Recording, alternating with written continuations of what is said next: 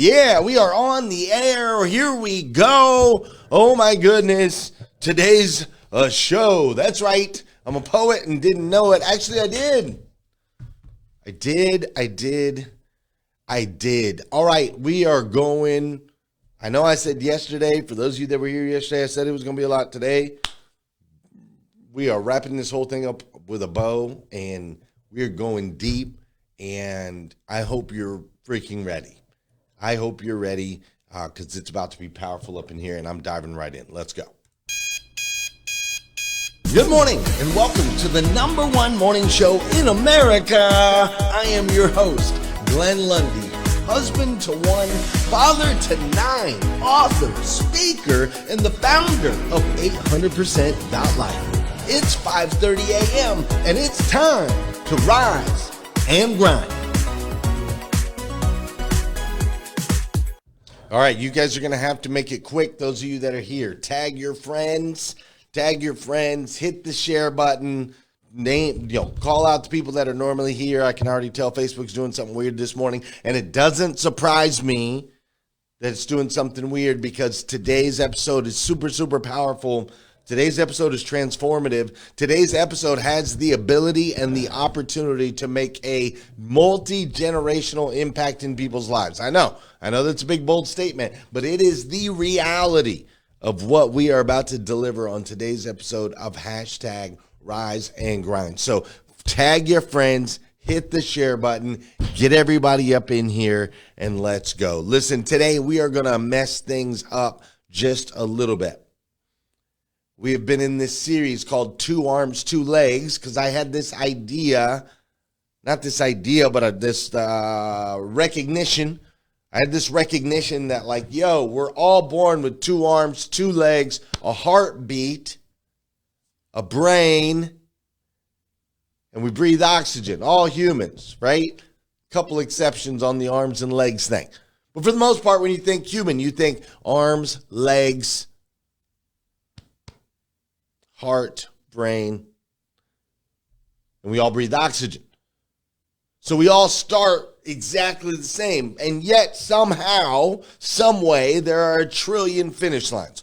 Same starting line, 1 trillion finish lines, and some people rise up above the pack in certain areas of their lives, the 8 pillars, the pillars that matter. Some people rise above when it comes to faith, family, friends, finances, when it comes to their careers, their education, right? Their friend circles, their mental health, their strength, their confidence. Some rise above the rest, even though it's all the same start. So I thought this week, here's what we're going to do this week we're going to do a series called 2 Arms, 2 Legs, and we are going to actually let AI write the scripts because I want to hear it from an AI perspective, an outside perspective that has access to all of the information and all of the people and all of the stories, instead of looking at it from a human perspective, which is biased and so on and so forth. I want to know what the AI says is the pattern and the path that separates those from the rest of the pack. Now, interestingly enough, I was talking to my mom, and apparently my mom's trying to wrap her head and understand the AI. And she says to me, she's like, hey, the AI is basically telling you what you want to hear. What's up, Scott? How are you doing, man? The AI is basically using inputs that you've put in, and it's spitting back out. She's like, I've heard you talk about these things before on the show. And in some respects, she's right, because I've had so many conversations with it and it wants to please me and so on and so forth. So she's definitely right in that sense. Also, part of the reason it's bringing up some of the same things I bring up is because it's the same patterns that I've discovered over the years. But because I want to make sure, especially after talking to my mom, I want to make sure that this week has not just been ChatGPT telling Glenn and his friends what they want to hear. Instead, I'm like, I want this thing to cut deeper. I want some profound understanding. What if belief isn't the separator? like we talked about on Monday? What if discipline isn't the separator, like we talked about on Tuesday? What if relationships aren't the separator, like what we talked about on Wednesday? What if value creation is not the separator, like what we talked about yesterday? What if the real separation is simpler and more uncomfortable? What if the real separation is actually execution? Maybe that's the real separation. Maybe the real separation is execution, movement, action under uncertainty. 2 arms, 2 legs, some move and some don't. That's it. Maybe that's it. Well, we're going to dive into that just a little bit today, and then we're going to answer that question. And I personally think there might be a little bit more to it than that, but that's my opinion. Let's see what we find out. Before we go too far, though, you know what we got to do on this show? We know we got to do some dancing. We got to get our bodies in motion. Let's go. Listen, an object in motion stays in motion. An object at rest stays at rest. So we got to get those bodies moving. I don't care where you are in the world, which we are starting to reach a bigger global audience. It's been awesome. We're starting to see people coming in here from Italy, people coming in here from Africa, people are coming in here from London and other places around the world. We're also seeing it with the podcast. We have the podcast on Spotify, CastBox, all of those places. Starting to see Belize, and we're starting to see, what was the other one that I saw? Different parts of South America and so on and so forth. Anyways, the global reach is happening, my friends. The global reach is happening, and I'm absolutely stinking loving it. So no matter where you are in the world, I need you to get your body in motion. Do some dancing. Object in motion stays in motion. Object at rest stays at rest. This is also the part of the show where I need you to hit that share button. That's right. I need you to hit that share button, because I believe if we can change the way people start their day, it'll make a massive impact on this planet. I truly believe that. And sometimes all it takes to change the way somebody starts their day is for you, yes, you, to hit that share button. This is also the part of the show where I want to say good morning to you, and I want you to say good morning to me. Whether you're watching this show live or you're watching this show on replay, say what's up, and I'll say what's up back. Especially those of you that are on replay, make sure you drop a comment. Otherwise, I don't know that you stopped by. Tara Hope, good morning. Thank you for being here. Alexandria Nicole is in the building. Thanks for being here, Alexandria Nicole. Marilyn Wilkin is up in here. Ish Davis Sr. is in the building. Thank you so much for being here, Ish Davis Sr. I appreciate it. Russell Hill is in the building. Thanks for being here, Russell Hill. Mike Larkin is in the building. Trisha Rue, Robin Wilshans, Tom Pobelka. We've got Paulina Jacoby is in the building. Thanks for being here. We've got Christina Howard in the building. We've got Spencer Nicholson in the building. Thanks for being here. Marilyn Wilkin, hope you're feeling better. Patricia Frudenberg is in the building. Greg Becker is in the building. Luis Grafton Nonis is in the building. Trisha Rue, good morning to you. Thanks for being here. Don Sankey is in the building. Marla Michelle is in the building. Tanya Robinson in the building. Well, good morning. Miss Liza Myers-Borch is in the building. Wes Storm is in the building. Lois Vila is in the building as well. Rich Pintrick, Michael Barrick, let's go. Oswald Joseph Bien Ame. Did I say that right? Oswald Joseph Bien Ame is in the building. Sean Weatherby is in the building. Tony Thorstad is in the building. Tosh Queen, Angela Hastings, the Harley Davidson superstar, is in the building. All of my friends with Breakfast with Champions in the building. Kat Perez is in the building. Let's go. You guys are rock stars. I absolutely stinking love you. Hey, if you haven't done so, make sure you join the Facebook group, 800% Life. This is where we have motivation, education, inspiration, 24 hours a day, 7 days a week. Make sure that you are part of that community so you don't miss out on the events that we have coming up and all of the amazing things moving forward. Also, we have a leadership workshop in Lexington, Kentucky, completely free to you. All you have to do is go to 800%.life/upcoming-events. upcoming dash events. 800%.life/upcoming dash events. March 17th and 18th in Lexington, Kentucky. 2-day workshop, 9 to 5, both days. We're going to be pouring into leaders, those that want to be better leaders, those that want to be effective leaders. Maybe it's leaders that you have on your team that you want to grow, invest in, and help them go out and make a difference. Send them to 800%.life/upcoming dash events and send them to me. I will pour in them to them. So will my guy Sam Cox. So will Evan Walters. Fred and Lou are going to be here for that as well. My guys Fred and Lou are going to be at that event. So listen, there's something about the Glenergy around here. What's up, Frank Sagasta? There's something about the Glenergy around here. So send your people. All right, let's dive in.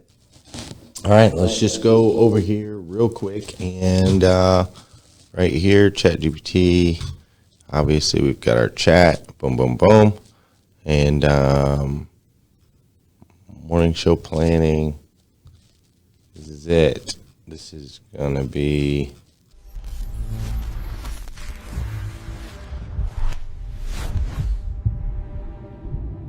All right, so what if the answer is just execution? Let's talk about risk tolerance real quick. There's this guy named Jeff Bezos. I know that most of you have heard of them, but Jeff Bezos had a Wall Street job. He was stable. He was predictable. He was making high income. And then all of a sudden he leaves so that he can sell books online in 1994 when the internet barely worked. What's up, Jeremy Nolling? When the internet barely worked, he says, I'm going to go sell books online. He did not know it would succeed. He ran what he called a regret minimization framework. A regret minimization framework. And he asked himself a question. When I am 80 years old, will I regret not trying? Most people today admire the outcome, but very few people replicate the leap that this man took. Same arms, same legs, but a different tolerance for uncertainty in his life. Let's keep moving forward. Let's go to a guy named Elon Musk.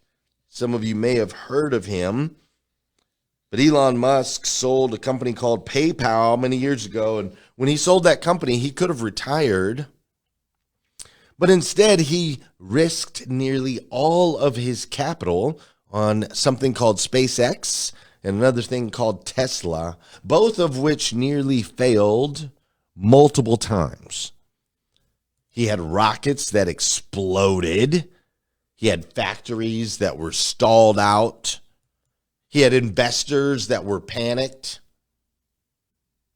And what's interesting is, see, most people will stop after the very first explosion. They're like, nope, it blew up, it didn't work, I'm out. Most people stop after the very first explosion. However, Elon Musk kept going. And here's the uncomfortable part. There are plenty of people on this planet that are intelligent enough. There are plenty of people on this planet that are visionary enough. Where there is a shortage is the people that act long enough. So maybe the separator is belief, maybe the separator is discipline, maybe the separator is collaboration, maybe the separator is value, maybe the separator is just simply execution. I don't know. Let's strip it down. Let's talk about it, because you know what you should do. Like, we all know what to do, right? Like, you know you should work out, right? You know you should work out. You know that. But most people don't. You know that you should make that call. But most people don't. You know that you should post that content. But most people don't. You know that you should launch the offer, the idea, the concept. You should talk to the boss, or you should build your own business. You know that you should, but most people don't. You know you should have the conversation, that hard conversation, the one that you've been avoiding forever. You know you should have the conversation, but you don't. You know you should invest in yourself and in your future, but most people don't. You see, there's not a lack of knowledge. That's not the gap. The gap is motion. That's the gap. You see, most humans are waiting for confidence. They're waiting for clarity. They're waiting for permission. They're waiting for the perfect timing, whereas high achievers simply move first and adjust later. Same hardware, different speed. If you're looking at this from a pattern analysis perspective, high achievers attempt more, iterate faster, recover quicker, stay in the arena longer. It's not mystical. It's not behavioral. You don't need a better mindset. You simply need to execute with speed. So maybe what separates average from those that achieve, maybe it's belief, discipline, collaboration, value, execution. Maybe that's what it is. And maybe it's a combination of those 5 things. Maybe there's a reason that we're all born with 2 arms, 2 legs, 1 heart, 1 brain, breathing in the same oxygen 24 hours a day, but some rise while others remain. Maybe it's because of belief, discipline, collaboration, value, and execution.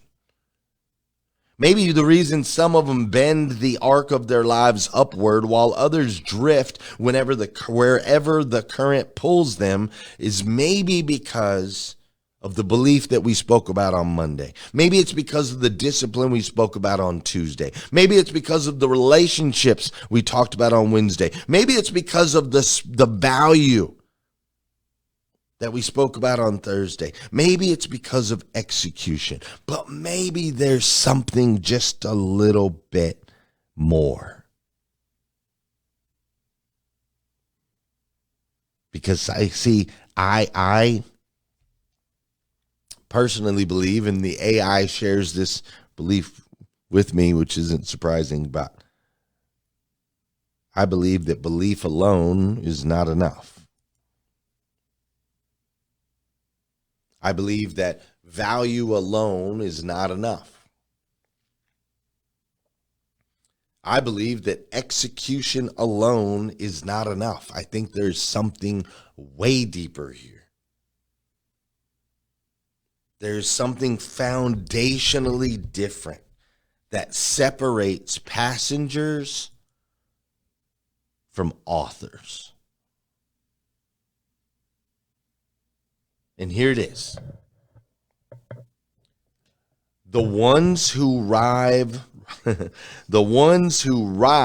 above the rest assume responsibility for reality itself.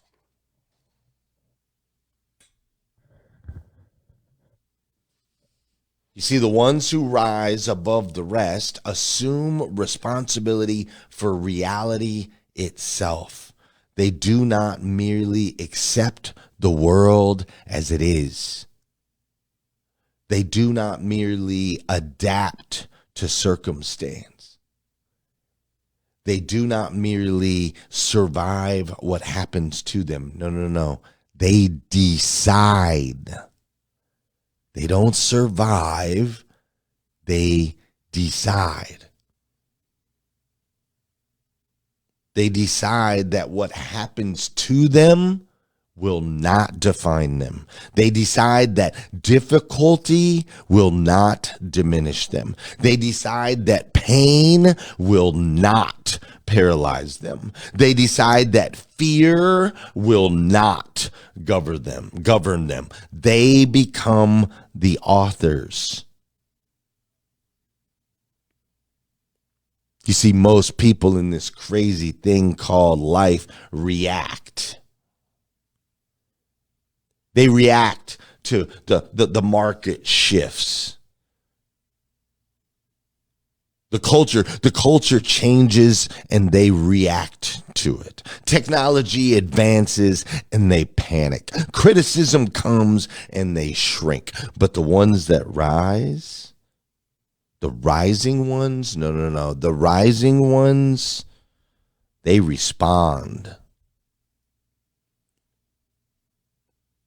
The rising ones, they look at chaos and they say, this too shall serve.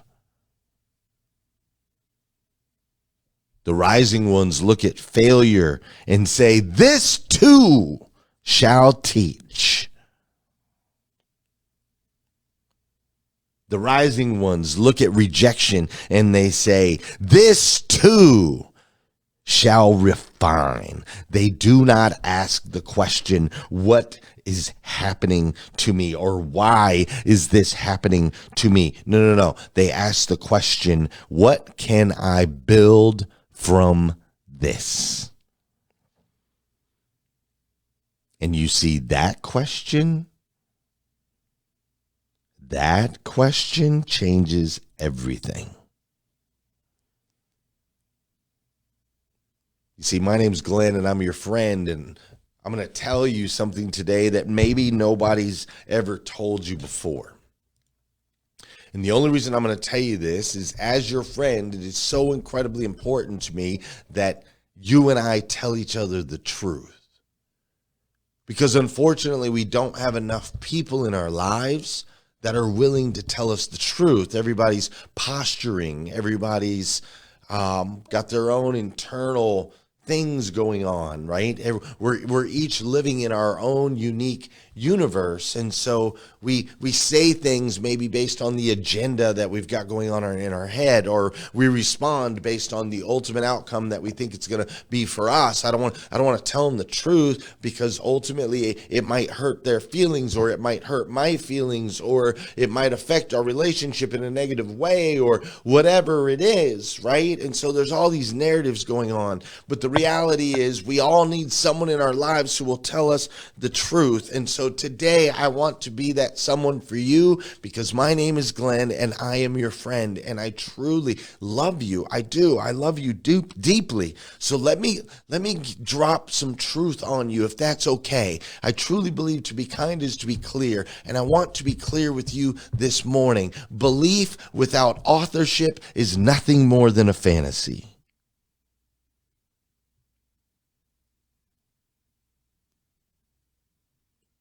You can believe it all you want, but until you own it, it's nothing but a fantasy. If you think somebody's going to come hand you this vision, this dream, this desire, this legacy, I'm sorry, friend, but you are mistaken. Discipline without authorship becomes burnout. You can be completely disciplined. You can have a routine. You can do the same things day in and day out. But if you're not the author, like if you don't believe that you are the one that creates the ultimate result, dude, you'll just keep showing up every single day for someone else. You're just riding as the passenger in someone else's story. Relationships without authorship, they become dependence.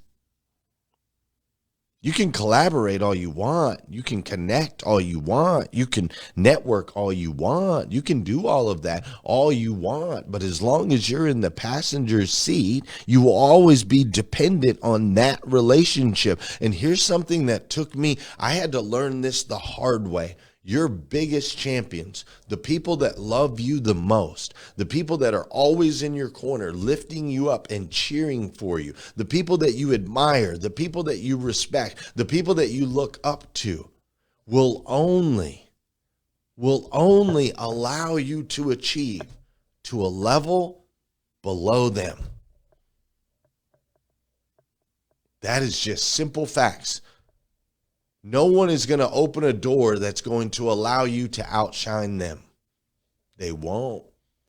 They'll share, they'll collaborate, they'll partner up, they'll do all of those things to a level, but no one is going to open that door that allows you to step in front and take the lead.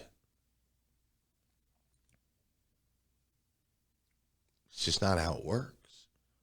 You have to be the author. Value without authorship becomes transactional. You can bring value and so on and so forth, but if ultimately you don't own it, it just becomes another transaction. Execution without authorship becomes motion without meaning.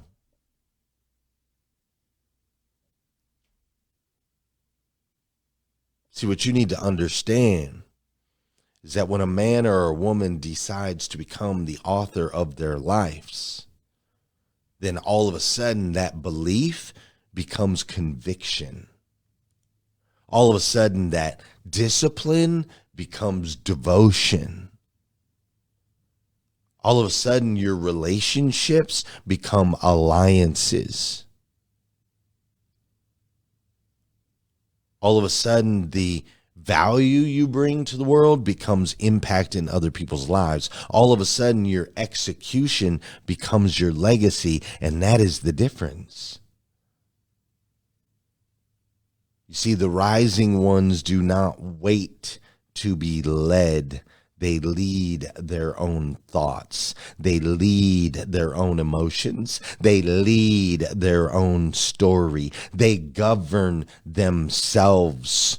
They are not ruled by the mood. They are not ruled by the applause. They are not ruled by fear. They are aligned in vision, aligned in action, aligned in purpose, and alignment compounds. Alignment compounds quietly in the dark, year after year, day after day, choice after choice, until one day the world calls it success. But it was never sudden. It was sovereignty. It was authorship. It was the refusal to negotiate with a lesser version of themselves. The average person asks, is this fair? The rising person asks, is this useful? The average person asks, what do I feel like doing? The rising person asks, what does the future I am building require of me today? The average person waits for permission. The rising person decides. 2 arms, 2 legs, infinite outcomes, but only one true separation. Some of us are living this life as passengers. Others are living as authors. And when you decide, like truly decide that you will no longer drift around, when you decide that you will no longer shrink, when you decide that you will no longer negotiate with fear, you will rise, not because life got easier, but because you got more sovereign, not because the world changed around you, but because you changed the world.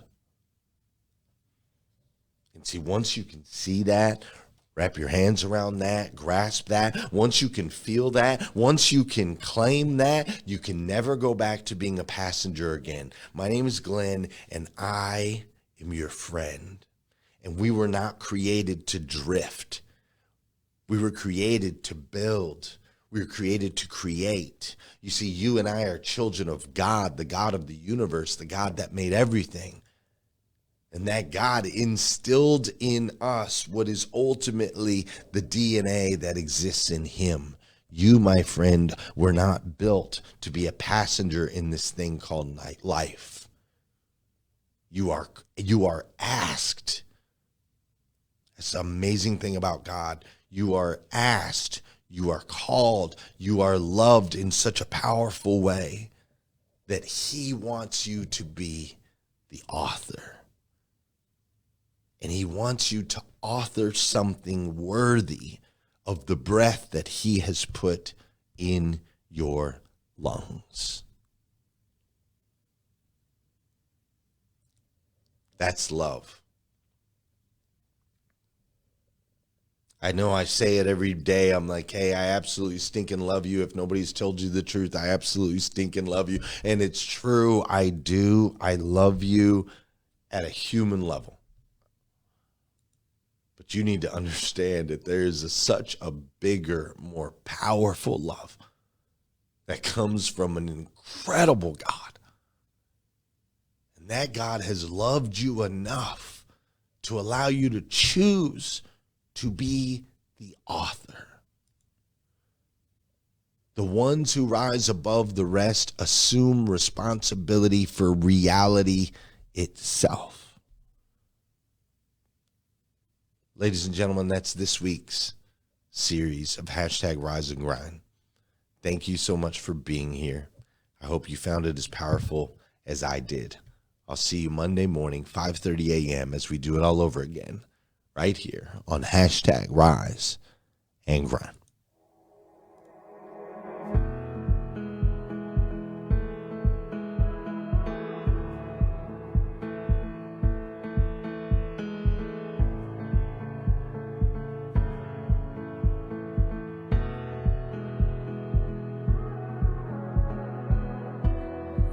So far away, I saw you not so long ago.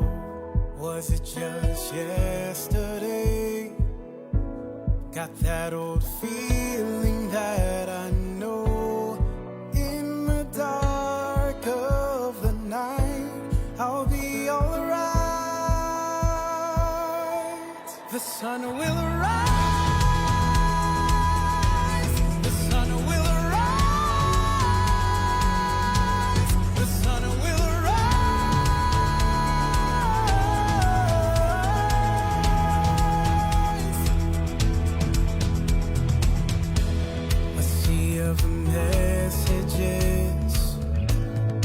Overtaking what I know.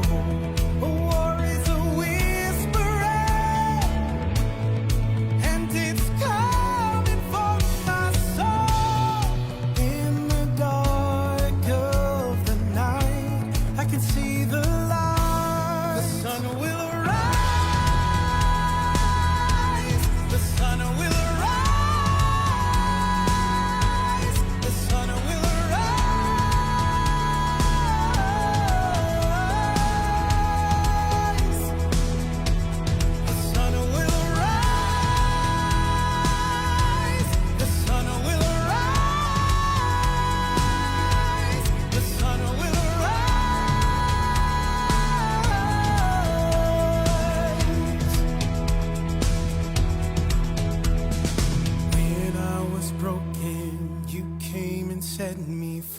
I was searching for someone to fight for me. I'll remember it's your light that shines on me. I won't be afraid, I will look to the light. I will not be shaken, I know it will be alright. 'Cause you're with me, I know that the sun will rise.